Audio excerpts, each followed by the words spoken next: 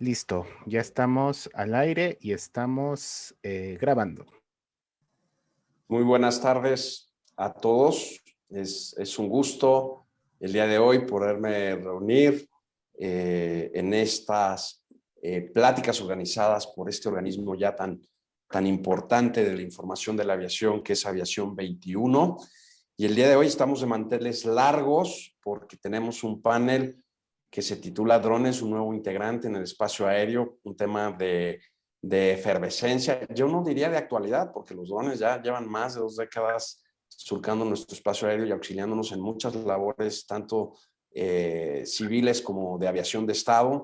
Y en ese sentido, pues para mí es un honor poder fungir como presentador. Mi nombre es Rodrigo Soto Morales. Soy consultor y abogado en materia aeronáutica, soy profesor del Colegio de Defensa Nacional y del Centro Superior de Estudios Navales. Me enfoco en temas de aviación y de seguridad nacional y tengo el honor de presentar a los integrantes de la sesión de hoy. Primero, contamos con la asistencia de un oficial de la Organización de la Aviación Civil Internacional, quien nos expondrá la situación regulatoria en Centroamérica y Latinoamérica. Y luego tendremos un panel donde también, aparte de nuestra invitada de OASI, estarán expertos en la materia, y me permito hacer una brevísima introducción de cada uno de ellos. Primero, como ya mencioné, nos acompaña Mayda Ávila, quien es especialista regional en comunicaciones, navegación y vigilancia de la Organización de la Aviación Civil Internacional, OASI. Es ingeniera electricista industrial con maestría en gestión de proyectos y coordinadora de la implementación de varios proyectos regionales en el sector aeronáutico de Centroamérica. También está con nosotros Luis Fernando Lina Castro, quien es director de Drones MX y coordinador académico e instructor de Drone Academy. Luis Fernando Lina es técnico en sistemas de control por el Instituto Politécnico Nacional y también es ingeniero en robótica industrial. También, entre otros haberes académicos, tiene un curso de formación de instructores de CIASA, es piloto con licencia de RPAs, con la certificación en termografía número 1, instructor de teoría y vuelo en Drone Academy y consultor de proyectos con vehículos aéreos no tripulados. Está también con nosotros Arturo Monarres, quien es ingeniero civil por la Universidad Panamericana y tiene una maestría en gestión de proyectos por la Universidad de Texas en Austin, y quien es director de operaciones Dronamex, de Dronamex, y director de constructora Guimol SADCB, y quien también es piloto acreditado para volar drones por la Federal Aviation Administration de los Estados Unidos de Norteamérica. También está con nosotros Luis Salazar, quien es piloto de vehículos aéreos no tripulados y consultor, así como presidente de la Asociación de Vehículos No Tripulados. De verdad, les quiero agradecer a cada uno pues haber aceptado estar con nosotros en estos diálogos de altura en un tema tan relevante que exige medidas urgentes tanto del sector público como del sector privado. Y sin más preámbulo, quisiera ceder la palabra a nuestra invitada especial, Mayda Ávila de OASI, para que nos exponga un poquito lo que ha sido pues el resultado y lo que ha encontrado en temas de un estudio que se ha realizado por parte de la organización en temas de regulación de no tripulados en Centroamérica. Mayda, el micrófono y las cámaras son tuyos. Un honor tenerte con nosotros. Adelante. Muchas gracias, Rodrigo. Gracias por esta invitación. En nombre de mi director, el señor Melvin Cintrón, bueno, les queríamos dar las gracias a 21 y nosotros siempre hemos estado muy cerca y bueno, un placer compartir con ustedes, ¿verdad? Este tiempo. Bueno, los ARPAs, los UAS, bueno, los hemos visto cómo han evolucionado en los últimos años y empezaron a hacer algo recreativo, algo que nosotros utilizábamos y que los mirábamos y que inclusive eran aparatos que nosotros empezamos a utilizar como una diversión, ¿verdad? Ahora se están utilizando en varias aplicaciones a nivel mundial. En los estudios que nosotros hemos realizado en la región, ¿verdad? La oficina NAC del OASI, que trabaja con 22 estados miembros de OASI, tanto de Centroamérica, México, Norteamérica y el Caribe. Tenemos 22 estados, 19 territorios bajo nuestra coordinación, y nosotros realizamos un estudio en cuanto a cuál es el nivel de implementación en cuanto a la regulación en estos estados, y encontramos que el 75%, el 80% de todos los estados tienen implementados regulación en cuanto al uso de estos equipos en sus estados. Sin embargo, la mayor parte de esta regulación está enfocado a la parte recreativa. Inclusive hay lugares donde se invita a la gente a utilizar y a poder volar estos equipos, ¿verdad? Dentro de sus territorios, pero sin embargo no está totalmente normado de cómo lo vemos, en cómo el mercado está evolucionando. Hemos visto actualmente que existe el uso de estos equipos para muchas funciones, no solo para funciones como las últimas funciones que ustedes las han visto y cómo ha evolucionado de acuerdo a la pandemia, para el uso de sanitización, el uso para entrega de medicamentos, para entrega de comidas. Hace varios años empezaron a hacer estudios para el uso de medicamentos, la entrega de medicamentos en áreas remotas, ¿verdad? Tenemos unos estudios realizados en Perú, en el Amazonas, donde es muy difícil la movilización.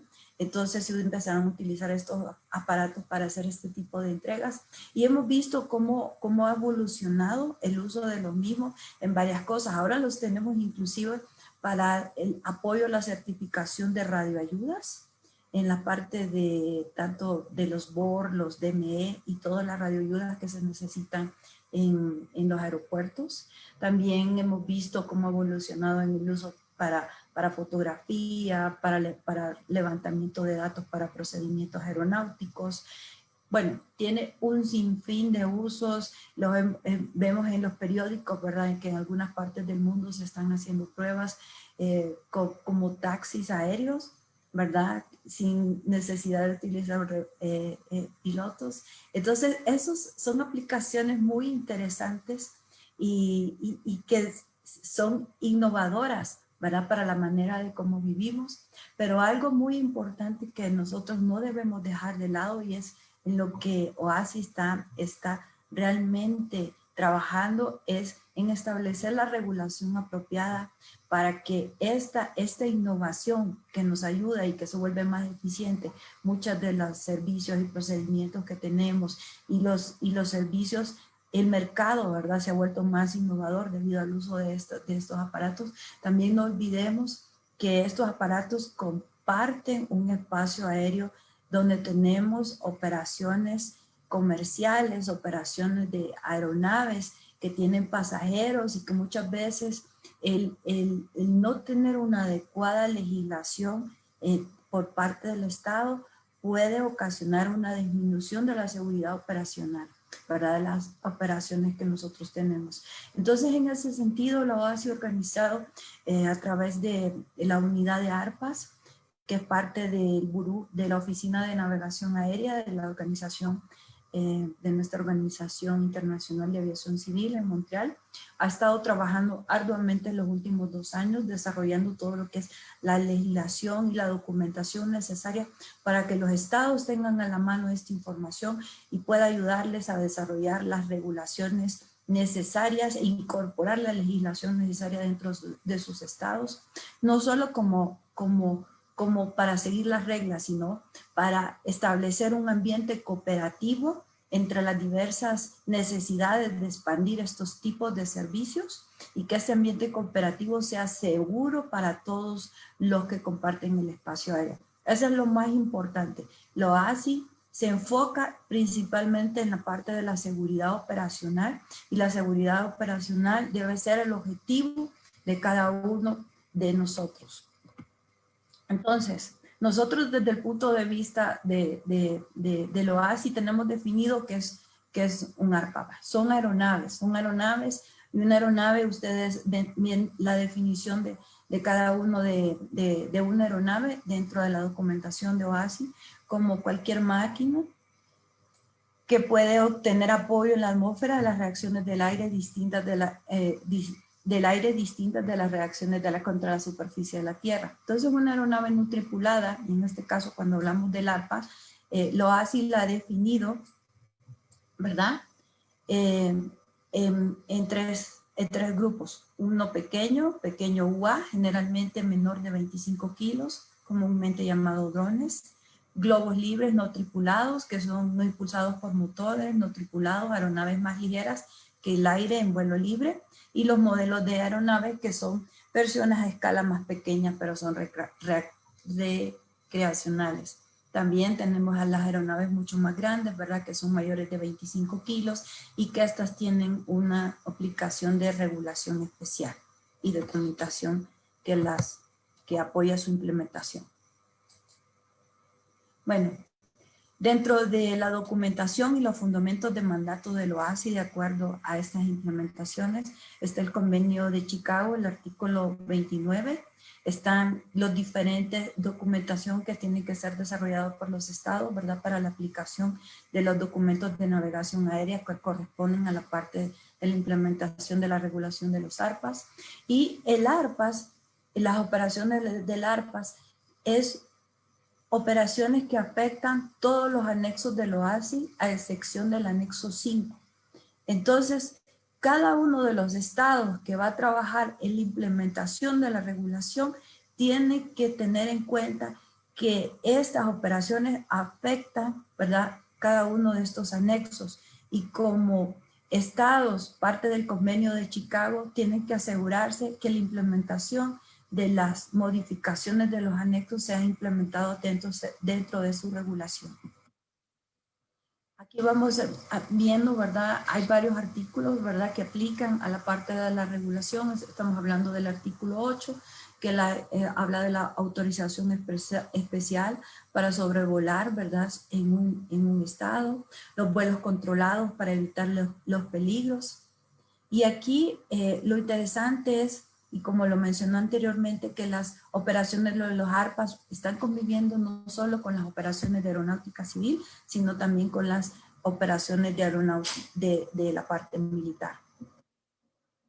Toda aeronave de un estado contratante que se emplee en la navegación internacional llevará la siguiente documentación: certificados de matrícula, certificado de aeronavegabilidad y las licencias apropiadas para cada miembro de la tripulación.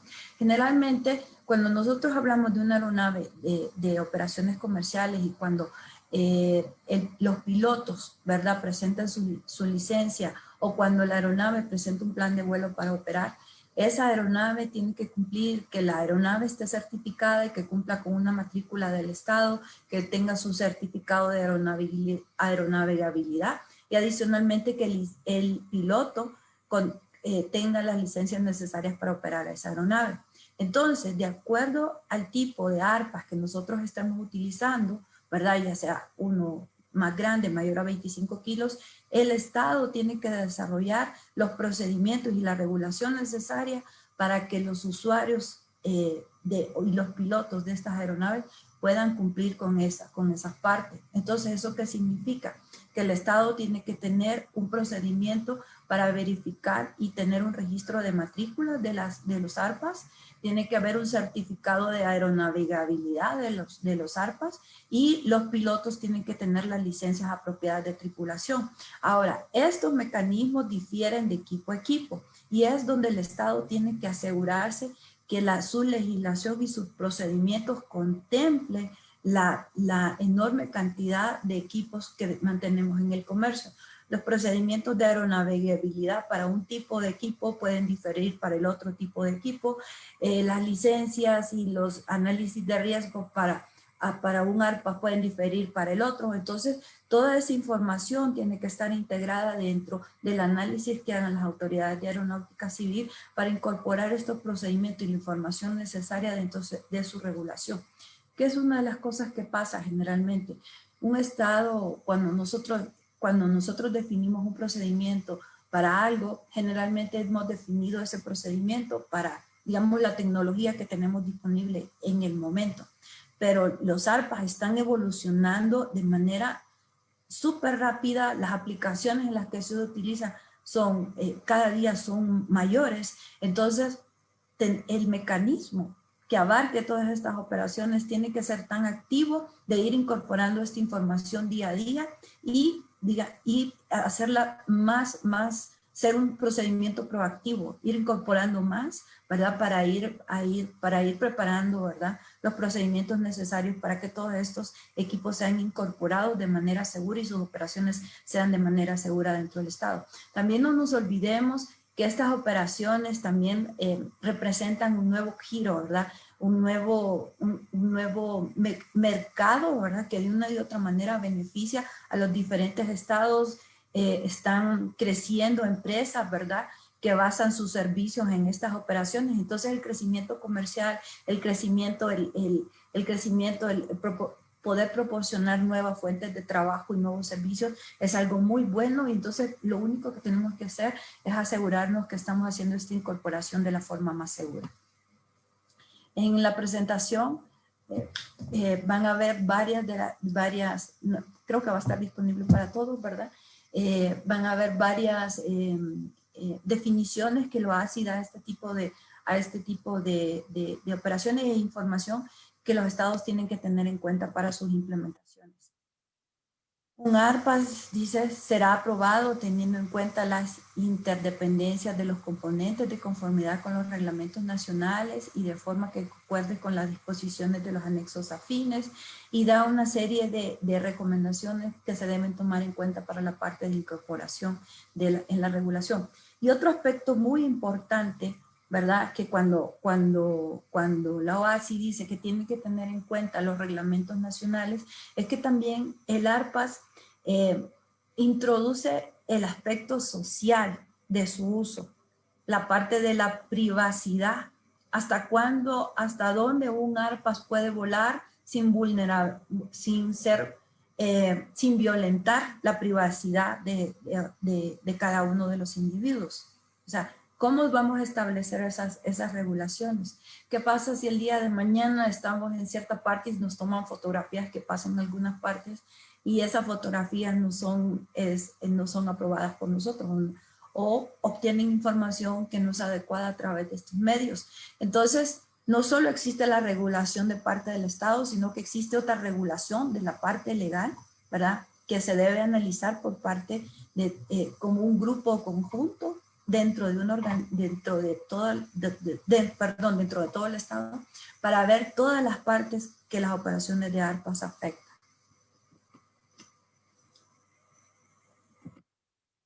En ese sentido, ¿verdad?, existen disposiciones básicas a nivel de navegación internacional, requisitos claves para la integración segura y la facilitación a lo largo de toda esta implementación.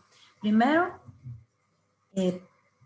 puntos que son totalmente torales, la parte de las licencias, ¿verdad?, las licencias de los pilotos, los certificados de aeronavegabilidad, la parte de las operaciones, y aquí viene otra parte que es la parte de la infraestructura. Algunas aeronaves que ya son mucho más grandes necesitan medios de comunicación específicos para proporcionar los mecanismos de comunicación entre el piloto y la aeronave, el piloto remoto y la aeronave. Entonces, el Estado, y aquí es donde empezamos a pensar en el negocio. O sea, decimos, ¿qué servicios van a estar disponibles en el futuro? ¿Qué infraestructura tengo que tener disponible, ¿verdad?, en tierra para facilitar las operaciones de estas aeronaves, que ya son, digamos, servicios de aeronaves un poco más grandes, pero que necesitan un tipo de infraestructura, tanto de comunicaciones como de vigilancia, como de monitoreo, ¿verdad?, para que estas operaciones funcionen. Entonces, nos estamos preparando para eso, nos estamos preparando para que nuestro mercado se abra y podamos proporcionar esos servicios, teniendo en cuenta cómo está evolucionando la tecnología. Entonces, ahí es necesario, ¿verdad?, la parte de la planificación a corto, mediano y largo plazo, ver cómo están operando las aeronaves en estos momentos, ver qué servicios podemos implementar a corto y mediano plazo, ver qué infraestructura y qué inversiones necesitan para que opere. Y adicionalmente, ¿verdad?, tenemos que pensar en los requisitos de integración. Los requisitos de integración dependen del tipo de aeronave que nosotros vamos a integrar. Aeronaves más pequeñas, ¿verdad? O recreativas, o de menos de 25 kilos, como están definidas, las podemos integrar de manera mucho más fácil y delimitar las áreas de protección, por ejemplo, de los aeropuertos y otras áreas que son áreas protegidas y que los ARPAs no pueden operar. Pero ¿qué pasa cuando a medida que vamos integrando aeronaves mucho más grandes? Y estas aeronaves necesitan operar en el mismo espacio aéreo donde operan las aeronaves comerciales. Entonces ahí no solo necesitamos, ¿verdad?, la parte de la regulación, también necesitamos software y aplicaciones dentro de los centros de control o dentro de los centros de monitoreo de las aeronaves que permitan esa integración y que aseguren que la integración se hace de forma segura y que en ningún momento es vulnerable la seguridad operacional. En ese sentido, se tienen que hacer análisis de el espacio aéreo, de las operaciones que realizamos, se tiene que tener información de continua, ¿verdad? De información del pasado, información de cómo, estadística de cómo vamos a movernos y el plan de acción de cómo se va a hacer la implementación en el futuro. Y en eso, y adicionalmente, existen facilitadores a largo plazo. Estos facilitadores integran todo el environment, que es lo que nosotros tenemos implementado, aplicaciones, cómo trabajamos, la infraestructura operativa, las operaciones que tenemos, el personal que tenemos, el entrenamiento, la capacidad y toda esa la parte legal, como lo vimos, la parte legal no solo lleva con la implementación de los procedimientos y la implementación de las recomendaciones de los anexos de OASI y las implementaciones de los procedimientos a nivel de aeronáutica civil, pero también estamos hablando de la legislación a nivel del país que enfoca toda esa parte social y que enfoca también y que debe estar definidas las penalidades, ¿verdad? Y las multas, inclusive los castigos a nivel legal que se tienen que implementar si en dado caso alguien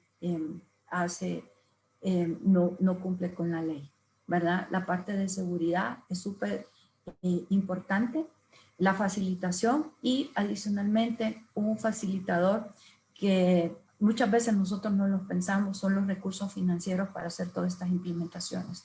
Entonces, cuando nosotros hacemos esa planificación y tenemos en cuenta que tenemos que hacer una implementación, pues deben haber recursos económicos para hacerlos. Entonces, esas son las cosas que se tienen que tener en cuenta en la implementación no solo de los ARPAs, sino de cualquier otra facilidad que nosotros vayamos a hacer en el futuro. Ahorita las tecnologías están evolucionando de manera increíble y no solo estas, sino otras se están integrando a las operaciones de aviación. Esta es información de cómo la OASI, ¿verdad? está desarrollando toda esta documentación. Existe un grupo de expertos de ARPAs del OASI que reúne la parte de los reguladores en la industria. Existen 26 estados de las 6 regiones del mundo, ¿verdad? Asegurándose que haya una representación geográfica y diversidad de los puntos de vista desarrollados en cada una de las etapas. Y varias de las organizaciones que nosotros conocemos son parte, ¿verdad?, del desarrollo de esta documentación. Y finalmente existe un grupo de expertos que actúa como punto focal y coordinación de los trabajos que está realizado por este grupo.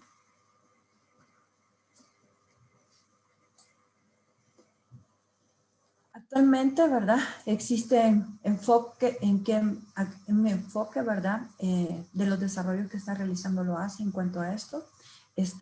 Hay documentación que apoya las operaciones internacionales IFR, la parte de los espacios aéreos y los aeródromos controlados, ¿verdad? Que sean espacios seguros para las operaciones de control de tráfico aéreo y los vuelos comerciales sin interferencia.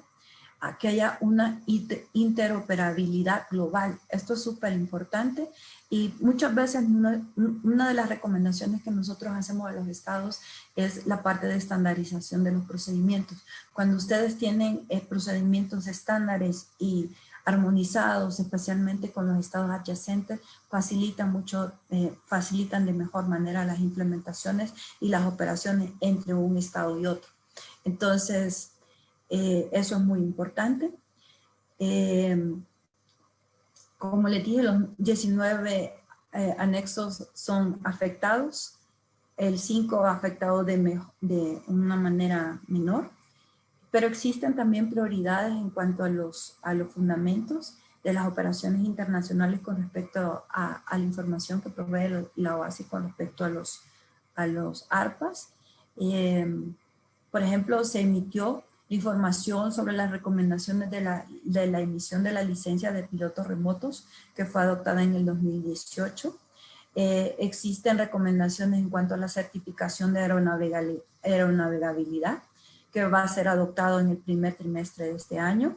Existe información en cuanto a la frecuencia y a la forma de utilizar los data link en C2, ¿verdad? Que se va a adoptar en el primer trimestre de este año. Y existe información en cuanto a la certificado de operador de ARPAs, que también se va a implementar y va a estar disponible en este primer trimestre. Existe también otros manuales y otra información. Está el manual de sistemas de aeronaves pilotadas a distancia, el documento 119. Está el portal del ARPAS, que está un portal con la información más importante del ARPAS desarrollado por la OASI. Y ahí ustedes pueden ver, por ejemplo, están los CONOPS, los conceptos operativos de cómo operan los ARPAs en operaciones internacionales, los modelos de regulación, las cajas de herramientas, informaciones adicionales que ustedes pueden tener en cuenta al momento. Y existen información de los webinarios que está realizando la OASI, ¿verdad? Para sociabilizar toda esta información. En las páginas de OASI ustedes pueden encontrar webinarios con toda la información, diferentes temas y diferente aplicación de los documentos y las regulaciones que OASI está sacando para que sea de fácil implementación por los estados. Aquí tienen toda la información de referencia de todas las operaciones que nosotros estamos realizando y qué documento de referencia está relacionado con qué parte.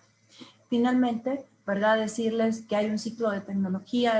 Este ciclo de tecnología abarca no solo la implementación del ARPA, sino, como lo dije, la implementación de muchas tecnologías. Entonces, aquí es un ciclo, ¿verdad? Este ciclo dice que estamos abiertos a nuevas tecnologías e integrar las tecnologías sin que esto sea estresante para nosotros. Estas tecnologías están ligadas a las operaciones y qué tipo de operaciones y cuáles son los objetivos de estas tecnologías al ser implementados, qué regulaciones nosotros vamos a implementar o vamos a desarrollar, especialmente asegurándonos que el integrar estas tecnologías son seguras, ¿verdad? Se integran de manera segura y se cuentan con todas las herramientas para asegurar la seguridad operacional de todas las operaciones. La otra es la confianza del público, y ahí es donde es un enfoque bastante interesante, porque al público le estamos pidiendo que existen nuevas posibilidades de proporcionarles un servicio, pero también los debemos hacer conscientes de que este servicio o la implementación o el uso de estos equipos puede ocasionar cierto riesgo, ¿verdad? Y que la gente debe estar preparada para enfrentar e implementar las medidas mitigatorias necesarias, ¿verdad? Para disminuir los riesgos. Y finalmente hay un mercado emergente, ¿verdad? Que tenemos que tener en cuenta. Esta evolución tecnológica fomenta el mercado y el desarrollo socioeconómico de los estados, y entonces debemos estar abiertos y enfocados a abrirles las puertas. Bueno, ¿qué se necesita? Entonces, el reto de integrar aeronaves no tripuladas en el sistema de aviación requiere experiencia técnica, un marco de referencia intergubernamental, cobertura geográfica global, cooperación de los reguladores y de la industria. Y para abril de este año, nosotros vamos a tener el simposio de los drones, ¿verdad? Creo que va a ser online. La página está abierta para que todos puedan participar. Nada más hacen su registro en la página de OASI y van a tener, creo que, una semana que va a durar este evento. Existen también, lo ASI tiene cursos en línea que están habilitados, ¿verdad? Desde conceptos básicos de qué es un ARPAS, qué es un UAS, cómo se aplica y cuáles son las regulaciones que se aplican a todo eso, y cuál es la documentación disponible por OASI para ello, también está disponible. Y finalmente les dejo una página súper interesante. El año pasado hicimos un evento con la FAA. Entonces, este evento fue un evento de 2 días donde lo OASI presentó toda la documentación disponible y las normas de las que los estados pueden basarse para el desarrollo de su regulación. Y adicionalmente la FAA de los Estados Unidos presentó esa misma información y presentó información adicional de la campaña, ¿verdad?, de educación al público que está realizando los Estados Unidos con respecto al uso de los ARPAs. Entonces, esa información está en ese link. Adicionalmente a las presentaciones, también pueden encontrar la grabación de las 2 sesiones de ese evento. Y bueno, muchas gracias. Traté de ser muy breve, tiendo a hablar mucho, pero sí. Estupendo, Mayda, estupendo. Como me toca ser, entre comillas, el guardián del tiempo de nuestra sesión, quiero expresarte mi reconocimiento porque de un tiempo, de una claridad y una profesionalidad espectacular, nos pone sobre la mesa un montón de temas que la OASI está viendo como encargada de la seguridad operacional a nivel internacional, súper interesantes. Yo inmediatamente, cuando empecé a escuchar tu exposición, me puse a pensar en la dogmática que rige en la Ley de Aviación Civil y en la Ley de Aeropuertos mexicana, que se basa en estas 4 viabilidades, ¿no? La viabilidad técnica, administrativa, financiera y legal, que tú bien apuntabas. A veces se nos olvida el aspecto financiero, porque al final estamos hablando de un elemento tecnológico que, como tú también bien apuntaste, es de rapidísima evolución y actualización en sus capacidades operacionales, en sus alcances, en su autonomía, y eso nos lleva a pensar a ver si la autoridad no solo tiene que regular y legislar en el papel, sino contar con capacidades operacionales reales, una infraestructura real, y para eso se necesita dinero, mucho dinero, para poder tener un control de la seguridad operacional con contramedidas, que, como suelo decir yo, la tecnología solo se controla con tecnología. Y en ese sentido, pues el reto, como bien apuntaste, es mayúsculo. Y el fenómeno, como ya todos nos damos cuenta, es imparable. Entonces, en ese sentido, me parece que OASI tiene un reto mayúsculo y veo que se está comprometiendo muchísimo, por decirlo así, con la causa de la seguridad operacional en el tema de los RPAs.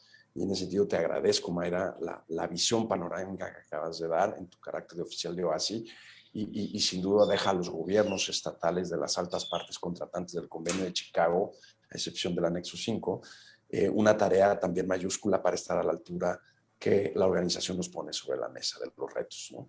Muchísimas gracias, Mayra. Volveremos contigo y vamos entrando después de esta excelente y magistral exposición de tu parte, ya con nuestros panelistas, porque el tiempo se va volando, y más cuando a los que estamos asistiendo a esta sesión pues nos apasiona el tema, pues pudiéramos estar aquí hasta las 5 de la tarde, pero pues no es el caso. Más bien, abramos el apetito para tener más sesiones de estas.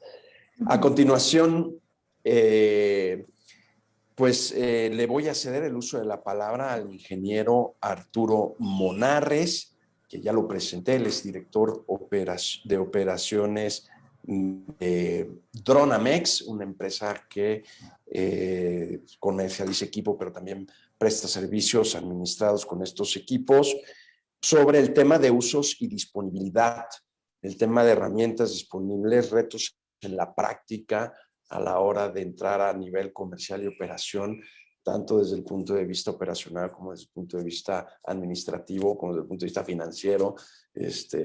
Supongo los clientes te han de plantear muchos problemas, Arturo.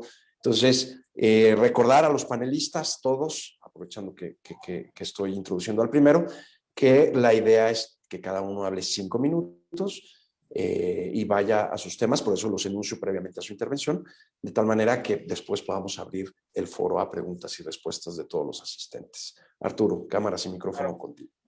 Muchísimas gracias, Rodrigo, y muchísimas gracias, Mayda, por esa presentación tan concisa y tan rica de cómo es el panorama regulativo del que tenemos que ir pues cobijándonos todos los que nos dedicamos de cierta manera a esta nueva industria que se está fortaleciendo, o esta industria más bien que se ha ido fortaleciendo y creciendo los últimos años.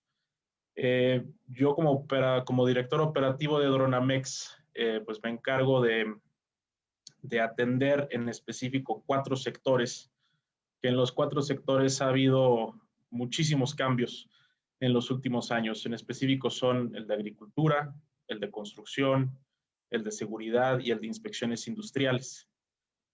Y con el pasar de los días, de las semanas, de los meses, nos damos cuenta que el avance tecnológico y cómo lo van adoptando los diferentes mercados, los diferentes sectores de mercado, pues como bien lo mencionas, nosotros lo detectamos ya y lo sentimos ya en donde la gran mayoría ya lo está utilizando, ya lo está incorporando en sus protocolos y se empieza a hacer minoría las empresas y los mercados que aún no se están subiendo al barco, por ponerlo así de una manera.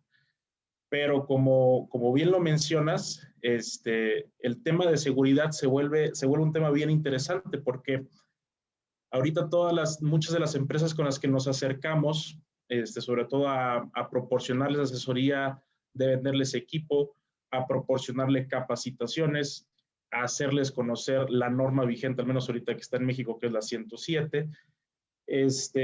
Para ellos, por ejemplo, pongo un ejemplo como es el campo, la agricultura, que es una industria que es más lenta en la adopción de nuevas tecnologías, pero que están dispuestos a dar el salto, que entienden que necesitan ya actualizarse en esta revolución que son los drones, y en ese sentido de repente es un poco abrumante para ellos no solamente tener el que acoplar a sus protocolos nuevas tecnologías, sino aparte hacerlo dentro de un marco normativo y hacerlo de manera segura.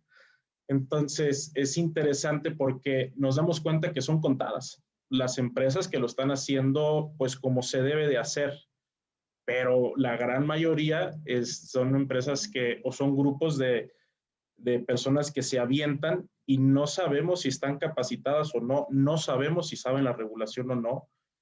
Y como bien lo mencionas, o sea, al tener las cosas básicas como el registro de la aeronave, los estudios de aeronavegabilidad de las rutas o de las misiones que quieran hacer y de tener pilotos certificados, pues se vuelve un reto bien interesante, al menos desde mi trinchera, como lo veo aquí en el Estado mexicano, y que sí genera un poco de preocupación en cuanto a cómo se va a poder equiparar el avance tecnológico, que día a día están saliendo nuevas cosas, con la demanda que tiene el mercado, que cada vez va creciendo, para que todos tengamos esa seguridad.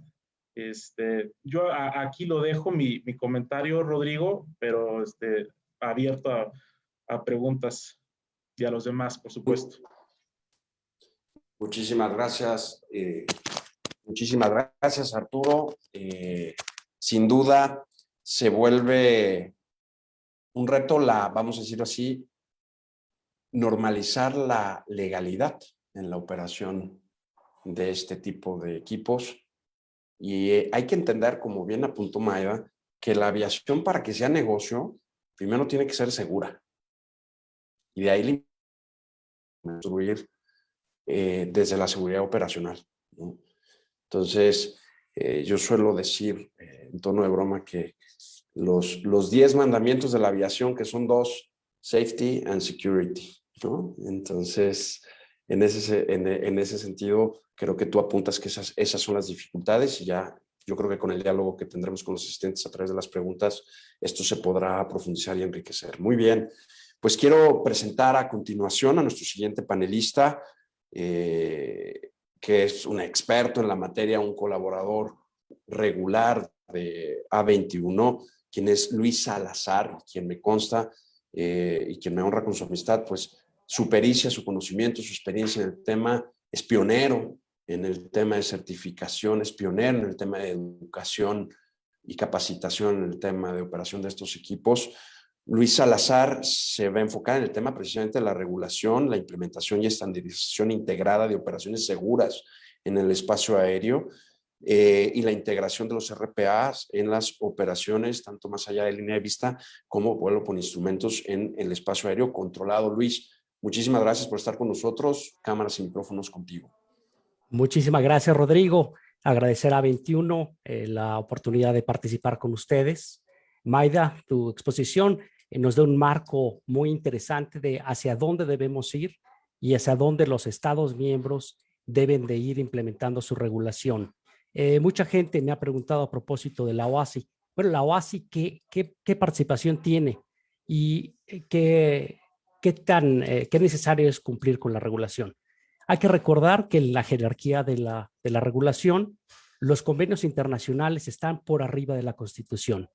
Entonces, ahí que si se requiere cumplir con la normatividad, en este caso la norma oficial mexicana en México, forzosamente también se deberá de cumplir con los estándares de la OASI, el Convenio de Chicago y los diferentes anexos. Entrando en materia, para el caso de México, como muchos otros países, todos han visto la necesidad de cómo acomodar los drones en el espacio aéreo en un principio para después integrarlos de manera coordinada con las otras aeronaves, como decía bien Mayda, con el control de tránsito aéreo. Y ha sido no fácil para el Estado mexicano el cómo ir evolucionando con la regulación, que hay que tener muchos procedimientos legales para que se pueda implementar. En el caso de la norma oficial mexicana, estuvo prácticamente 3 años en este proceso de implementación. Finalmente, cuando ya entró en vigor, me atrevo a decir que muchos de los artículos ya eran obsoletos porque la tecnología ha evolucionado mucho más rápido que la misma regulación. Y además, los fabricantes de drones también han visto cómo se puede reducir los instrumentos para llegar a los estándares. Un ejemplo, en Estados Unidos, en México y en otros estados miembros de la OASI, se necesita registrar los drones en el registro aeronáutico, en este caso mexicano. El límite son los 250 gramos. Para el caso de México y otros países, DJI sacó su dron que pesa 249 gramos. Entonces también hay una carrera entre la tecnología y la regulación que debemos ir cumpliendo. La norma oficial mexicana no es fácil de entender. Todo lo que se habla ahí es en términos técnicos. No son términos que la gente en general tenga los conocimientos de qué son las NOTAMs, cómo se distribuye el espacio aéreo, cuáles son los límites. Y ahí creo que hace falta unas campañas de concientización y de traducir al público en general qué es la regulación y los estándares de seguridad. Algo que es no negociable para el caso del Estado de la OASI y es no se puede por ningún motivo reducir los estándares de seguridad de la aviación.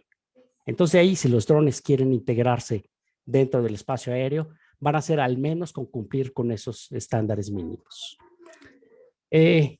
Se puede hablar muchísimo de qué son los requisitos para el caso de México.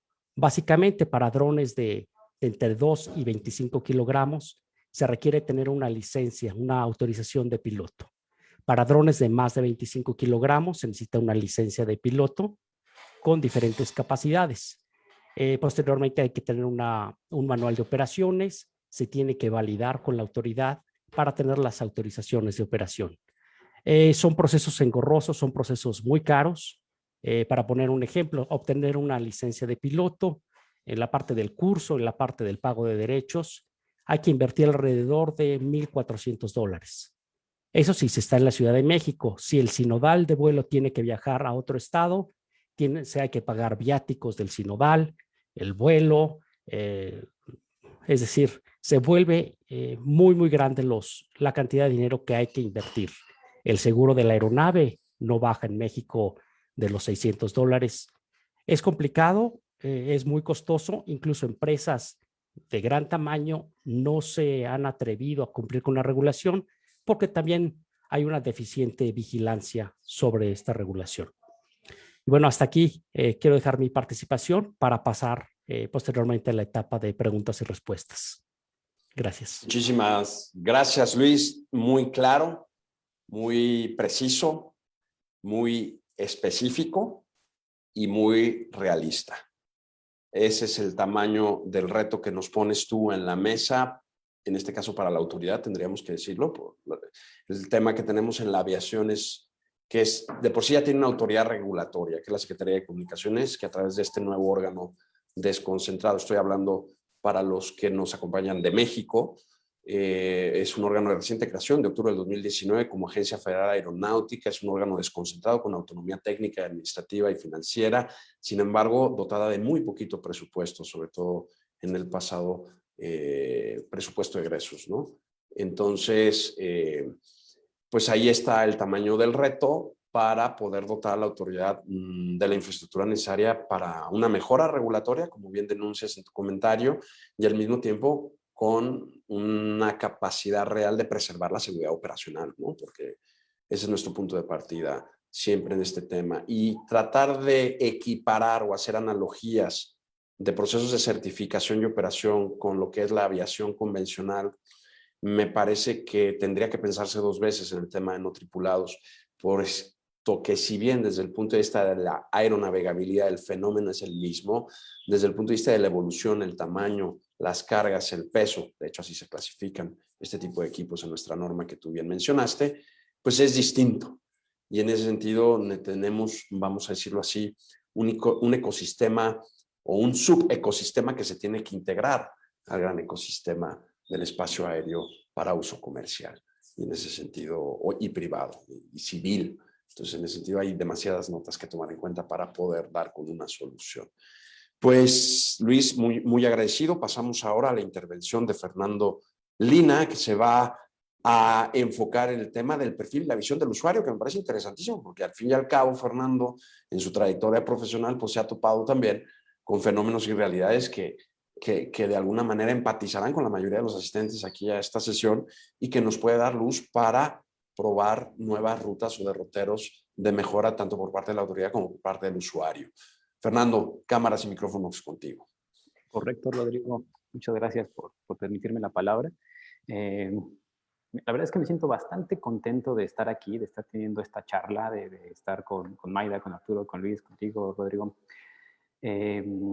Porque es un espacio que nos permite compartir información. Les contaré algo rápido. Mucha gente con la que nosotros estamos contactando, trabajando, que se nos acerca, lo que nos dice, es que no hay regulación. Y bueno, se lleva mucho tiempo trabajando en temas regulatorios. Ahí en México, Rodrigo, no me dejarás mentir, pero hay cerca de 10 años que salió la circular 1, creo que un poco más todavía que salió la primera circular. Es decir, ha habido esfuerzos, ¿no? Ha habido bastantes esfuerzos. Correcto, tuvimos circulares obligatorias y apenas en 2019 la norma oficial por fin. Así correcto, es. la NOM, ¿no? Que fue la que tuvo mucho peso en medios, difusión y demás por tratarse de una NOM y no de una circular nada más, ¿no? Bien, pues miren, en todo este contexto, rescato varias ideas también que nos han dado ahorita un poco. Tema de tecnología y tema de intrusión de personas, vamos a decirle, ajenas a la aviación, ajenas al medio aeronáutico, que las están usando, ¿no? Tenemos aquí dos cosas importantes, nos comentaba Arturo, ¿no? El tema de estos servicios, ¿no? Son servicios donde lo que el usuario ahorita está buscando, digamos, estas empresas están buscando una solución, un resultado. Ellos no tienen en el punto de foco esta parte que se necesita para operar de manera correcta y segura estos equipos, ¿no? Lo primero que se ve en el radar, digamos, es el costo del equipo. Pero bueno, hablaba por ahí Arturo de que no es equipo, ¿no? Es capacitación, es seguros, es invertir en mejora continua y son cosas que están muy lejos del foco. Hablando del tema de que tiene que ser redituable también, ¿no? Esto tiene que ser redituable, si no, nadie haría nada. ¿Qué sucede cuando encontramos y nos empezamos a ver ofertas con que hay empresas, como Arturo, que tratan de llevar todo en orden, ¿no? Que tratan de llevar sus equipos, su personal está capacitado, está certificado, sus equipos son muy buenos y tienen determinado valor de mercado el servicio que venden, ¿no? Y sin embargo, vemos por otro lado que hay otra empresa que está iniciando y que no cuenta a lo mejor todavía con todo esto y por ende ha hecho una menor inversión y por ende puede brindar un precio más bajo. Esto hace que el mismo mercado nos esté ahorcando, ¿no? En el tema de los precios, en el tema de que, bueno, a mí no me interesa lo que hagas, al final va a ser responsabilidad del prestador de servicio lo que haga con el dron, yo quiero mi solución o mi resultado, ¿no? Ese es un punto importante, ¿no?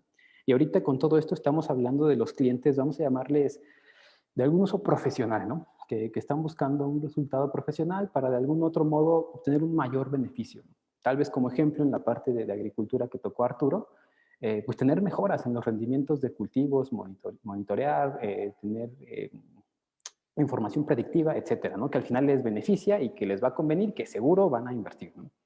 Pero también tenemos otra parte de otros usuarios, que son los usuarios, vamos a llamarles comunes, ¿no? El usuario que tiene el poder adquisitivo de comprar un dron, que ya no están nada caros, por cierto, que prácticamente pues, cualquier persona ahorrándole puede hacerse de un dron de buenas capacidades.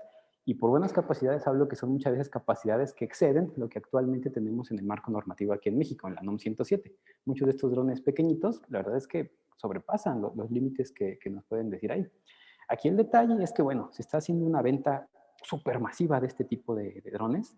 Es gente que está utilizando el espacio aéreo, ¿no? Con estos pequeños equipos. Que bien, no tienen ni este conocimiento ni esta capacitación para coexistir con demás aeronaves. Y bueno, eso pues al final genera una serie de preguntas enormes. ¿Qué más les puedo comentar acerca de estos perfiles de usuario? Bueno, y estas personas la verdad es que tampoco buscan o no tienen en mente la parte de capacitarse, de tener un seguro. Lo que ellos buscan muchas veces es sacar una serie de fotografías que sean buenas, que sean padres, ¿no? Para poder compartir como si fuera una extensión de una cámara que vuela. Y obviamente, pues aquí yo pienso que la gran mayoría de los RPAS, de esos equipos, van a caer dentro de ese sector por la facilidad que hay para conseguirlos. Ahora, yo veo súper desafiante el reto que tiene OASI, que tienen las autoridades de cada estado, que es de, bueno, ¿cómo podemos pues mantener este uso seguro, esta coexistencia, ¿no? Entre estas aeronaves no tripuladas, de las aeronaves no tripuladas y de las diferentes categorías de no tripuladas que van a empezar siguiendo? ¿Cómo se van a poder mitigar los riesgos de tantas aeronaves que están tan dispersas?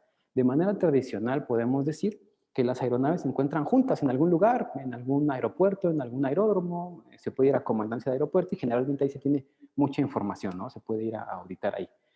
Vaya, ¿qué reto va a ser, ¿no? Saber que ahora las aeronaves van a estar completamente dispersas y que no van a depender de un punto de operación como es un aeropuerto, sino que en el lugar donde se necesite, seguramente va a haber una de estas aeronaves.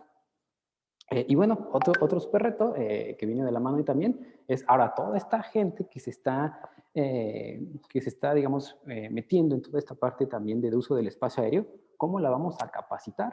Y de cada estado, ¿cómo van a dar seguimiento para que se cumplan esas normas? La verdad yo lo veo como una labor titánica, ¿no? ¿Cómo vamos a poder nosotros, bueno, en este caso los gobiernos o los estados, cómo van a poder pues dar seguimiento a que todo esto se cumpla?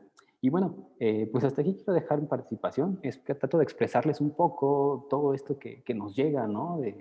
Acerca de las preguntas, inquietudes, los usos, para ponerlo ahí sobre la mesa, porque al final creo que aquí es donde va a recaer la mayoría de los usuarios, ¿no? Y también creo que es donde va a caer pues la mayor amenaza a la seguridad, considero yo. Clarísimo, Fer. Súper puntual. La verdad es que, perdón que haga el paréntesis en el tema de modo, pero estoy sorprendido de cómo los panelistas se han atenido al tiempo. De verdad, esto, perdón, soy abogado y en los paneles de abogados nunca pasa. Se nota que aquí la mayoría son ingenieros. Muchísimas gracias a los cuatro por ser tan meticulosos en el uso de su tiempo. Y además porque sí han puesto muy puntualmente el tema que les toca, y al menos a mí me surgen muchísimas inquietudes. Como bien apuntó Fernando, se me hace interesantísimo lo último que dijiste, están dispersos. Habitualmente en la aviación, vamos a llamarlo así, convencional, si se me permite el uso, los aviones cuando están en tierra se concentran. Efectivamente, en los aeródromos designados, un punto A, un punto B, sean aeródromos de tierra, sean aeródromos de agua, en el caso de los hidroaviones, y que son lugares perfectamente determinados que siguen las especificaciones del anexo 14 OASI, tomo 1, y en ese sentido los drones Tenemos un caso muy claro en China, que es EHang, que ya ha logrado certificaciones en materia de aeronavegabilidad y que está moviendo cosas y está desarrollando lo que le llama ePort, donde ellos es una especie de helipuerto, pero con el mismo concepto de estacionamiento en edificio. De forma automatizada, baja la rampa y coloca es su proyecto de desarrollo, ¿no? Entonces, en ese sentido, esa dispersión nos lleva a un tema que he tenido oportunidad de discutir con Luis, que es el UTM, el Unmanaged Traffic Management, cómo integramos y cómo administramos el espacio aéreo de manera segura, sobre todo en espacio aéreo urbano, que eso va a ser el gran reto cuando ya no estamos hablando de un paquete, sino que estamos hablando de transporte de personas. Y en ese sentido, y de automatización, ¿no? Entonces, en ese sentido es interesantísimo lo que apunta Fernando. Pues, Fernando, una vez más, te agradezco tu interesante exposición. Vamos a abrir ya ahora sí, y traemos muy buen tiempo para que si ustedes en alguna de las preguntas quieren abundar, para poder ir leyendo ya algunas de las preguntas y respuestas que los asistentes nos están haciendo llegar. Antes de eso, quiero mencionar que la grabación de este webinar o de estos diálogos de altura estará disponible tanto en Facebook de Aviación 21 como en su canal de YouTube. Y eso es importante para que si después se quiere volver sobre algunos de los temas aquí tratados con más calma, lo podremos hacer todos los que de alguna manera asistimos. Muy bien, pues voy a abrir con algunas preguntas. La abro al panel. Si alguno quiere intervenir o varios quieren intervenir sobre la misma pregunta, basta con que pidan la palabra de forma oral y se las concedo. La primera dice, ¿en qué tipo de programas académicos debería incluirse este tipo de temas? Pues en los programas tradicionales de ingeniería aeronáutica o aeroespacial que existen en nuestro país, estamos hablando de México, no existen este tipo de temas incluidos en la currícula. ¿Cómo se puede participar como academia en la generación de normas de esta temática? Y el tema de estándares de aviación en términos de aeronavegabilidad, certificación de productos, cómo se van desarrollando en México. Yo incuo, antes de dar la palabra a cualquiera de los panelistas que quiera hablar, pues que CONALEP ya está trabajando a nivel técnico el tema de la operación, pero pues sabemos que está el tema del diseño, el tema de la electrónica, de la robótica, ya ahora con el tema de vuelo en enjambre también de inteligencia artificial y patrones, de operación. Entonces es un tema que se va ampliando cada vez más y que se va interconectando. Entonces es por dónde creen que debería de ir en el tema académico. Obviamente me parece claro que en las carreras de ingeniería mecatrónica y ingeniería aeroespacial y aeronáutica, pero no sé si alguno de los panelistas quisiera apuntar algo al respecto de esta primera pregunta. Sí, Rodrigo. Luis, la parte Adelante. de educación, por regulación, solamente las escuelas de aviación que estén autorizadas por AFAC son las que podrán dar estos cursos de certificación de los pilotos. Como si fuera una escuela, aeroescuela, ¿no? Regida por la circular que aplica, ¿no? Aparte de la norma, obviamente. Sí, y tiene que estar regida y tiene que estar supervisada por la Autoridad Aeronáutica Mexicana en este caso, y en los otros países también son escuelas de aviación las que dan estos cursos. No cualquiera institución que de repente se le ocurra hacer los cursos lo puede hacer, porque la idea es estandarizar la educación y tener al menos cierto número de horas y ciertas materias que los pilotos deben de conocer para precisamente asegurar o buscar la seguridad aérea. Correcto. Fernando, lo habías levantado la mano. Correcto. Sí, mira, tal vez enriqueciendo un poco más lo que pasa aquí. Justamente como dice Luis, tiene que ser esto a través de una escuela de aviación. Sin embargo, el contexto es muy amplio. Mencionaste que había diseño, ¿no? Hay muchas cosas que giran alrededor. En mi caso, les puedo contar que yo tuve una formación más de ingeniero.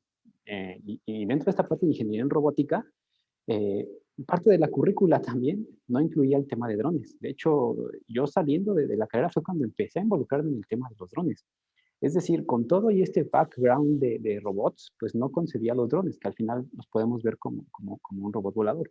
Tuve que posteriormente a esta formación académica tradicional empezar a revisar, investigar y pues certificarme en una escuela de aviación. Es decir, creo que en la parte de currícula pues, se pueden ver varias cosas del tema de investigación, funcionamiento, demás, pero el tema propiamente de tener las aptitudes para la operación de estos equipos, creo que sí tiene que hacerse a través de una escuela de aviación donde los estados pues, puedan revisar que se cumplan estas normas que OASI, o nuestras recomendaciones que OASI, pues está marcando, ¿no? Creo que sí corresponde un poquito más allá a los estados. Muy bueno. Mayda, adelante, por favor. Sí, yo quisiera ampliar lo que mis compañeros han dicho en cuanto a la parte de entrenamiento, y también tenemos que definir entrenamiento desde varios puntos de vista. Hay el entrenamiento técnico respecto al tipo de la aeronave, que muchas veces este tipo de entrenamiento depende de qué tipo de modelo es, y generalmente la operación, el mantenimiento y el funcionamiento de esta aeronave solo te lo proporciona el proveedor del equipo. Hay otro tipo de entrenamiento con respecto al entrenamiento, cómo vas a utilizar el equipo dentro de un espacio aéreo y definido dentro de las reglas de la navegación aérea, que ya están más enfocados, digamos, a la escuela de aviación, y que te proporcionan información en cuanto a información meteorológica, información de mensajería aeronáutica, operaciones, y todos los tipos de restricciones y operaciones que conlleva la parte de la gestión de tráfico aéreo. Entonces ya está más enfocado a la parte de aviación. Y existen varios tipos de entrenamiento respecto a la área y al tipo de aeronave que nosotros estamos utilizando.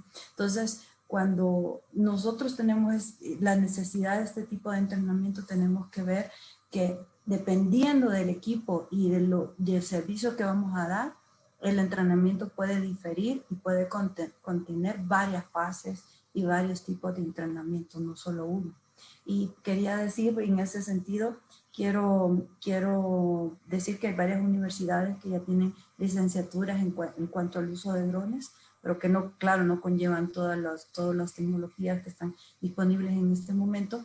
Y el año pasado tuve una experiencia súper interesante con la Universidad Nacional de Honduras, que realizó su primer diplomado en cuanto a las operaciones ARPAs. Entonces, o sea, todas las universidades están viendo esa necesidad, y en ese sentido también es una oportunidad para el Estado de preparar al personal humano necesario, no solo para que brinde los servicios dentro del Estado, sino también para exportar, ¿verdad?, este recurso humano a otros estados, ¿verdad?, para que tengan otras posibilidades y puedan servir, ¿verdad?, como un desarrollador social. Entonces también hay varias oportunidades en esta implementación del ARPAS. Sí. Hay efectos colaterales más allá de lo que podemos ver, ¿no? O sea, la resonancia que esto puede tener a nivel económico, social, es mayor de lo que ahorita a veces se discute. Muchísimas gracias, Mayda, muy preciso. Vamos con la siguiente pregunta, es una pregunta de On Cortés. Buenas tardes. Quisiera saber en qué etapa está la operación más allá de línea de vista en México y en la implementación de un sistema UTM. Venga, Luis. Gracias, Rodrigo. Perdón, es que es un tema que acabamos de discutir justo, ¿no? Perfecto, justamente. Sí, digamos, la premisa es que la seguridad no se vulnere. En este sentido, la parte de la regulación se requiere tomar un curso de más allá de la línea de vista. Más allá de la línea de vista se define en diferentes países de diferente forma. En el caso de México, por ejemplo, son vuelos hasta 1,500 pies, que son 457 metros, o cuando el piloto pierda de vista la aeronave. El mayor potencial de los drones, sin lugar a dudas, está más allá de la línea de vista. Hasta donde sé, no se ha emitido en México ninguna autorización para vuelo más allá de la línea de vista. En países, en Estados Unidos, se ha hecho muchos convenios con empresas privadas. El año pasado se certificó un corredor que corre por 50 kilómetros Nueva York, del centro de Nueva York hacia el norte, precisamente para probar sistemas de detección y evasión de otras aeronaves y los sistemas UTM de cómo ir administrando este espacio aéreo y cómo las aeronaves van a tener comunicación entre ellas mismas y con la estación en tierra del piloto y el controlador de tráfico aéreo. Entonces, en México es un proceso largo, hasta donde sé, no se ha obtenido ninguna autorización de más allá de la línea de vista. Solamente en uno de los casos sé que hay una licencia de piloto con esta capacidad, incluso una adicional con vuelo nocturno, que es otra autorización especial que se requiere. Es correcto, actualmente solo la aviación de Estado está haciendo vuelos más allá de línea de vista, hasta donde se sabe, vamos a decirlo públicamente, y bueno, sabemos que hay empresas nacionales que ya fabrican equipos para vuelo más allá de línea de vista. Eso es como lo paradójico, ¿no? Que ya tenemos fabricantes de este tipo de equipos de peso y envergadura, y pues sabemos que Fuerzas Armadas, Guardia Nacional los utilizan, marcas sobran, pues desde el Arturus, desde los de EIA, desde, en fin, y los Hermes, en fin. El caso es que lo que mi experiencia profesional he podido ver es que lo que se hace se coordina con CEMEAN directamente y con comandancia de la región donde se va a hacer el vuelo. Se dice qué espacio aéreo va a haber. Si es una operación de seguridad, se asigna un designador particular al caso y está en coordinación con ATC todo el tiempo y se hace el programa de vuelo de forma inmediata, que es la operación precisamente para evitar que se pierda la confidencialidad y por tanto la eficacia en acciones de seguridad. Fernando, ¿ibas a comentar algo? Sí, correcto. Tocando de este tema, ¿no? de esta parte de bueno, más allá de línea de visión, bueno, pues muchos de los equipos que ya están rondando en el mercado, que tienen muchos usuarios, exceden estas capacidades.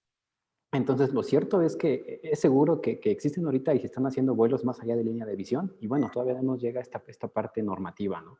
Aquí, bueno, se ve claramente la brecha entre esta parte de tecnología y la parte de la regulación en la que se está trabajando. Sin duda, otro reto también ahí a tomar, ¿no? ¿Qué haces, no? Si en determinado momento, determinada tarea requiere volar más allá de línea de visión y no hay, digamos, estos lineamientos, vaya, te pone también en una disyuntiva, ¿no? En cuanto a que, bueno, tengo el equipo, sé que se necesita esto, pero no puedo porque no está ahorita una regulación.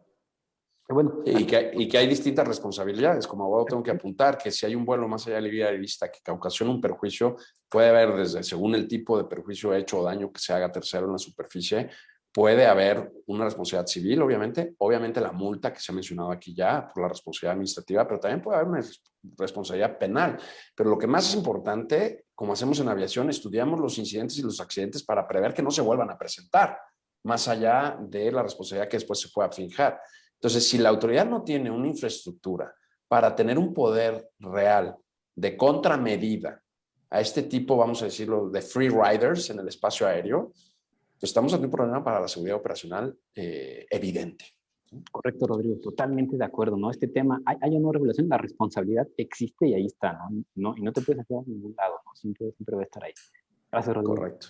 No sé si alguno más quiere apuntar algo, Arturo Maida. Se me hace, digo, como comentario a lo que ya se ha comentado, a lo que se ha dicho, pero que sí, la tecnología ya está aquí y está al alcance de todos. O sea, hablando desde el aspecto técnico de la capacidad de los drones y de las diferentes antenas que inclusive ya se les pueden adecuar, pues te pueden dar un alcance a 4, 8, 10 kilómetros, ¿no? Y eso lo puede hacer cualquier persona y eso nos pone un poquito nerviosos porque imagínense estar navegando un dron pequeño a 10 kilómetros de distancia sin que nadie sepa, pues, y él solo lo está viendo con su telemetría de su celular o de su iPad que tenga. Entonces, sí es un tema bastante interesante en cuanto a cómo normar esas cosas, y más todavía si no están en el espacio G, si se están subiendo más,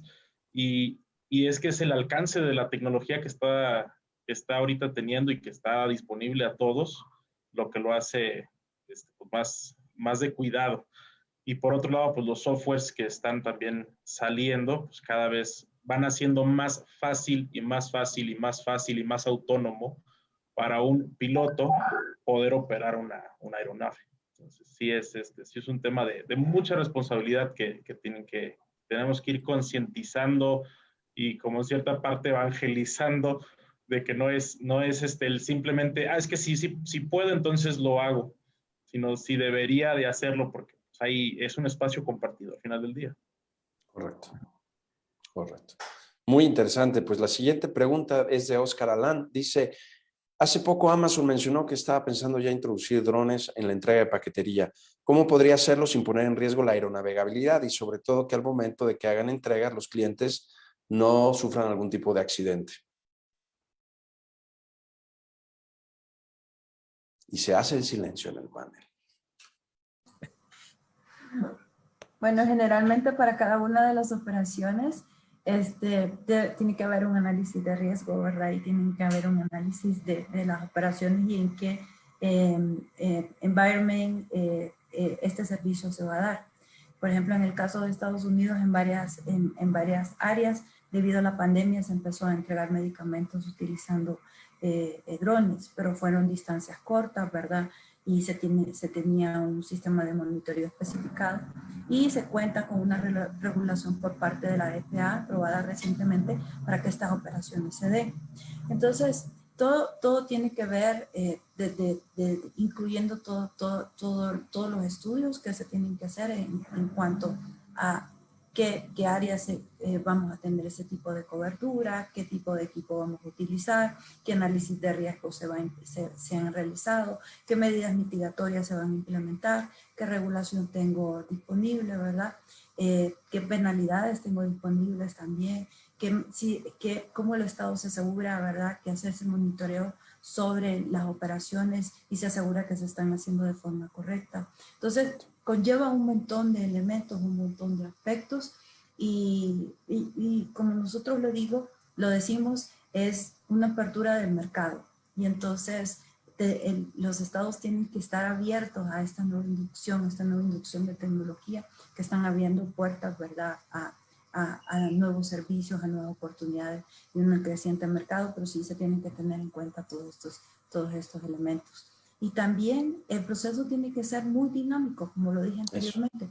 Tenemos aeronaves nuevas cada vez, nuevos servicios y todo, y generalmente cuando una empresa dice, tú le diste la oportunidad a esta empresa de proporcionar su servicio, ahora quiero que me des la oportunidad a mí de proporcionar este otro tipo de servicio, y entonces el mercado se va haciendo mucho más grande, y si no contemplamos, ¿verdad?, que este mercado va creciendo y que vamos a tener un montón de diferentes equipos y de diferentes perspectivas desde el punto de vista técnico y operativo, pues entonces la evolución va a ser muy lenta.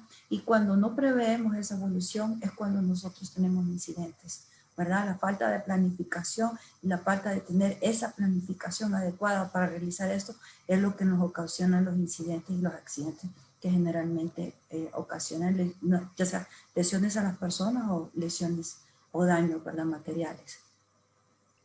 Es una respuesta que me provoca mucho, Maida, siendo tu oficial de OASI, en el sentido de que como que se va levantando un muro, ¿no?, de inconvenientes y obstáculos regulatorios financieros para la autoridad reguladora.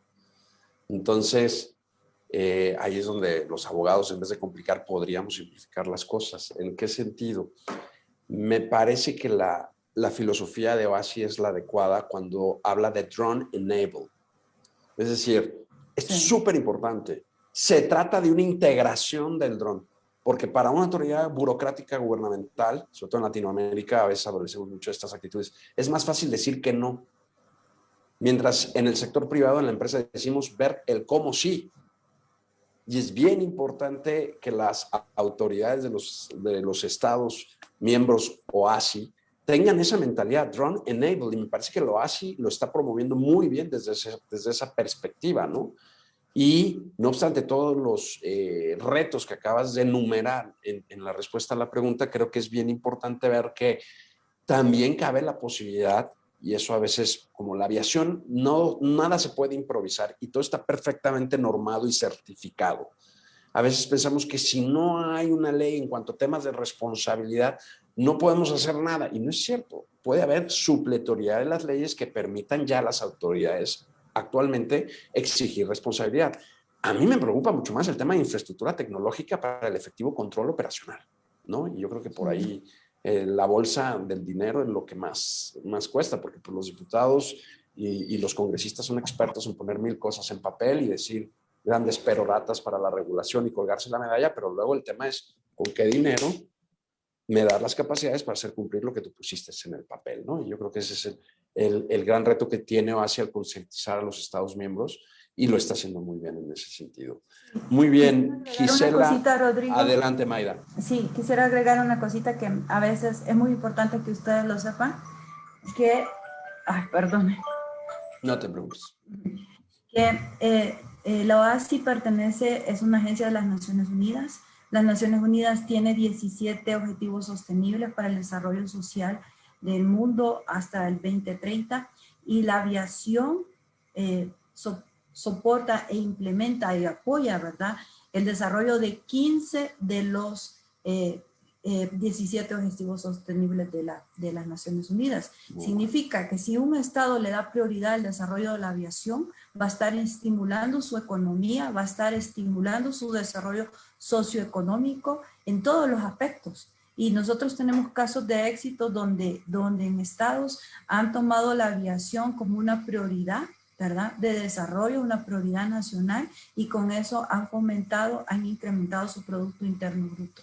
Entonces, esa es una de las cosas más importantes, y por eso nosotros estamos trabajando arduamente para habilitar la documentación, las regulaciones, para que ustedes tengan esa información a la mano y puedan decir, ¿verdad?, que la aviación es una prioridad para cada uno de los estados.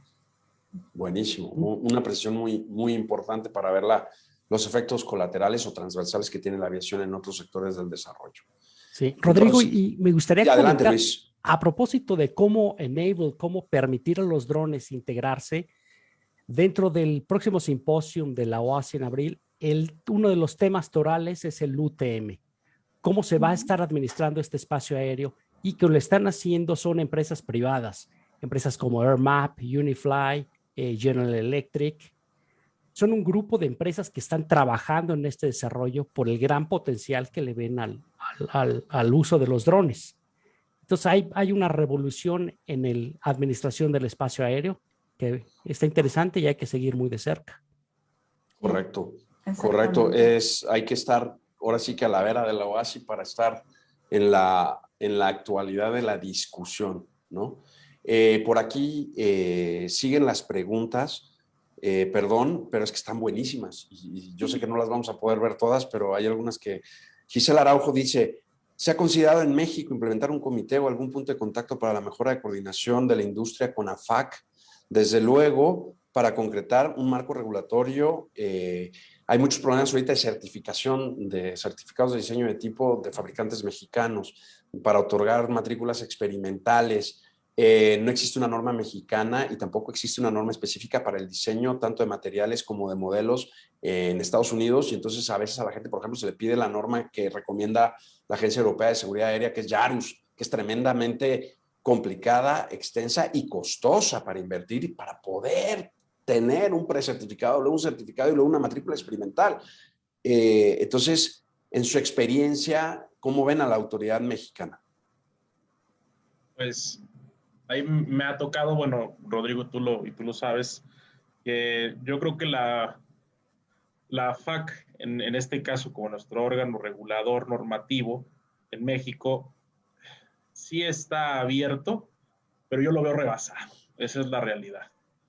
Lo veo rebasado en las condiciones ahorita en las que se encuentra por los grandes retos que tenemos, pero sí hemos visto, o al menos yo he visto, que sí hay apertura de trabajar en comités especiales, sobre todo cuando se piden internamente en el Estado, de un órgano, de una secretaría a otra secretaría, y que inviten a privado y a otras personas y otras empresas a participar.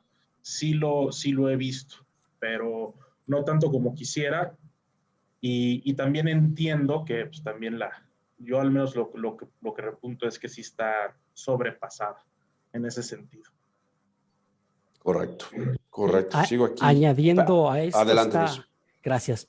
Sí, está sobrepasada la autoridad por causa de la pandemia. Por ejemplo, tuvieron que cerrar los trámites en AFAC el 17 de diciembre pasado. Publicaron un acuerdo en el Diario Oficial donde se extendía la vigencia de las licencias, de los certificados médicos. En la parte de certificados médicos, precisamente antes de entrar a este panel, me llamaron varios alumnos diciendo, bueno, ya hicimos el pago, que es el primer requisito para obtener la certificado médico. En la página no hay citas para hacer los exámenes médicos. Acudieron a una de las unidades médicas, no los atienden sin cita, pero también al momento de que se requieren más y más citas, lo que está viendo es corrupción. Lo que les indicaron a estas personas es quédense a las 6 de la tarde aquí en Tampico y cuando salga el médico con una cuota voluntaria, pues les agendan la cita. Entonces está totalmente rebasada la cantidad de nuevas licencias que se van a requerir, la cantidad de licencias que se necesitan renovar. No sé cómo AFAC, con los pocos recursos técnicos y humanos, va a poder solventar este tema. Correcto. Sale aquí una pregunta de Bernardo Hernández para todos. Dice, ¿cómo aplica la regulación RPAs que son de navegación autónoma? Y la conecto con otras que están apareciendo en el chat que hablan mucho de, efectivamente, qué se hace cuando hay navegación autónoma, incluso vuelo en enjambre, incluso inteligencia artificial que automatiza, incluso el tema de si debe de haber, no obstante la automatización del proceso, un piloto responsable detrás de la operación para el punto de vista de autonomía de vuelo y con su incidencia regulatoria respectiva. Como digo, a mí me gustaría decir, pero yo soy el moderador, así que quisiera oír primero a los ingenieros. Bueno, empezamos con los aspectos técnicos de la aeronave. La aeronave tiene datos precisos en cuanto a su autonomía y creo que la autonomía no debe sobrepasar, o el vuelo no debe sobrepasar la autonomía de la aeronave. Entonces, volvemos a lo mismo, se tienen que definir ciertos aspectos en la parte técnica, operacional, los requisitos de capacidad, de capacitación de los pilotos, del piloto que va a dar seguimiento a la operación, si hay necesidad de contar con otro piloto también, ¿verdad? Que haga seguimiento, que esté de respaldo del piloto, del piloto remoto, qué tipo de operaciones se van a llevar a cabo, qué tipo de regulación y qué tipo de espacio aéreo se va a utilizar. Entonces, volvemos al análisis del cual principiamos, ¿verdad? Esto conlleva muchas cosas, muchos aspectos técnicos, operacionales, definición del espacio aéreo, definición de leyes, de regulación, de procedimientos, de normas y de la implementación de todas esas normas a nivel integral. Entonces, conlleva muchas cosas y puede diferir de una operación a otra. Claro. Entonces, adelante, Fernando. Listo, micrófono habilitado. Correcto, mira, poniendo por ejemplo como contexto, aquí en México se ha tocado el tema de esta norma 107, que bueno, que es este partaguas aquí en México. Sin embargo, por ejemplo, esta norma, lo vemos en el punto 1, nota 1, nos indica que no es aplicable ahorita a las aeronaves clasificadas como autónomas. Entonces, bueno, creo que ahí tenemos todavía un camino importante por recorrer, ¿no? En esta parte, vaya, si ya resulta un problema teniendo un piloto a distancia, bueno, ahora con autónomas, bueno, pues viene también otro problema. Bueno, solamente quería recalcar eso, que al menos esta norma aquí en México, pues no aplica a estas aeronaves clasificadas como autónomas. Correcto.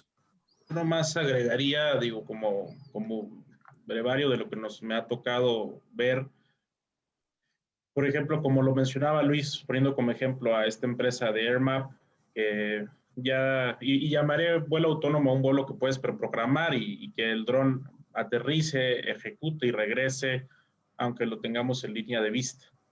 Pero muchas veces estos softwares ya tienen acercamiento con empresas como AirMap, y AirMap se encarga de otorgarte el waiver para que puedas operar y para que tengas esa aprobación de operar en un espacio aéreo que ya está registrado, cuadriculado, por así decirlo, y que sea de una manera sencilla y que no atiborres y que no satures a la FAA con solicitudes que lo más probable es que te van a decir que sí, siempre y cuando lo sepas formular y siempre y cuando presentes ese estudio de aeronavegabilidad, lo hacen de una manera un poquito ya más automatizada también. Pero para el caso de México, pues aún no tenemos un sistema implementado, hasta donde yo sé, como tal, y por eso es la gran ahorita cuestión, ¿no? El UTM, de cómo se va a ir integrando y quién va a ir regulando, no sé si será el CNEAM o en alguna infraestructura centralizada que permita que eso se pueda hacer más efectivo y que ayude a los órganos normativos que sí aprueben, que se concentren en los casos que sí ameriten un estudio más a fondo de lo que se van a hacer, ¿no? Sería nada más el punto aparte. Sí. A mí me Claro. gustaría apuntar, Rodrigo, a propósito del Adelante. primer comentario que hice, que una vez que entró en vigor la norma oficial mexicana, ya estaba rebasada por las capacidades técnicas. Fernando decía bien que no están autorizados los vuelos autónomos, tampoco están autorizados los vuelos en enjambre. Entonces, la regulación tiene que ahora adaptarse de manera muy rápida porque ya están volando en México y en muchos otros países de esta forma. Entonces, pues hay que regular y hay que sancionar en aquellos casos que sobrepasen o pongan en riesgo a personas en tierra o a las aeronaves. Correcto. Hay preguntas similares que voy a tratar de fusionar. Una es que hay de los derechos del que quiere operar un dron, o sea, como asumiendo que el punto de partida es un derecho individual para usar, disfrutar y aprovechar el espacio aéreo y nada más contar con un seguro, como se suele decir en aviación, de casco para proteger tu equipo y de responsabilidad civil para proteger daños a terceros en la superficie, tanto desde el punto de vista físico como patrimonial. Asegurar un dron, al menos en mi práctica profesional, resulta caro proporcionalmente al costo del equipo, bastante caro, porque los riesgos son muchos. Las aseguradoras que otorgan, ¿cómo se dice? Que son muy pocas, al menos en México, no sé en otros países de nuestros amigos de Latinoamérica que nos acompañan, pero proporcionalmente al costo del equipo para asegurar en temas de responsabilidad civil, la prima que se paga es bastante elevada, sobre todo por la multiplicidad de riesgos que genera la operación de este tipo de equipos. Y desde el punto de vista del derecho del usuario del dron, con esto ya les dejo a ustedes sus comentarios como operadores, me parece que pensar que la aviación, el uso, aprovechamiento del espacio aéreo y de la infraestructura para la aviación es un derecho individual, pues al menos en México la dogmática que existe es que para operar, si eres mexicano, necesitas una concesión. Eso es decir, un privilegio que te concede el Estado mexicano para usar y disfrutar y aprovechar el espacio aéreo. Y en ese sentido, por eso se da una licencia de operación, porque el Estado te habilita para que puedas hacer operación porque estás usando un bien nacional. Entonces, el punto de partida no es el derecho individual a volar, sino la posibilidad de acceder a un bien nacional y aprovecharlo, porque al fin y al cabo el espacio aéreo es un bien de la nación por el cual tú puedes hacer estudios infrarrojos, multiespectrales, fotogramétricos, en ese sentido. Y por otro lado, es interesante ver que, pues, que aunque tengas capacidad económica para responder en caso de una responsabilidad indemnizatoria, como es el caso de un seguro, puede haber otras cuestiones de seguridad operacional que tomar en cuenta, ¿no? Y en eso, por eso la autoridad. Los extranjeros en aviación convencional piden un permiso para operar en espacio mexicano.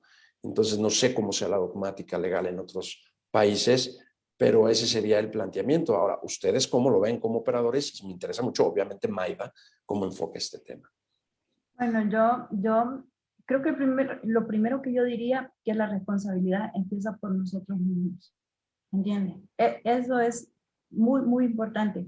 Y me gusta, voy a traer a la mesa el caso de los Estados Unidos con la campaña que están haciendo de sociabilización de la información a la población, porque el hecho de que uno tenga un dron para cosas recreativas, no solo es usarlo y que sea bonito usarlo y todo lo demás, tiene una responsabilidad, podemos ocasionar un daño, ¿verdad?